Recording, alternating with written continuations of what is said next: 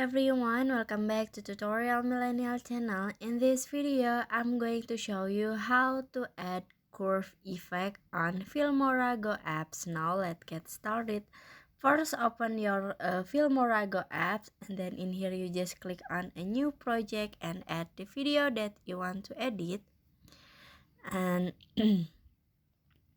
after this, if you wanna add curve effect on a FilmoraGo apps, you just click on the effect at the bottom, this one. Click on it, and then in here you can click on a featured and swipe down until you can see curve. This one, click on it, and then in here you just click on check icon. Now you can set the effect until the end of the video.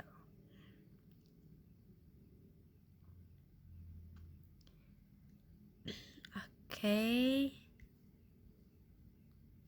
And finish. So that's how to add curve effect on FilmoraGo apps.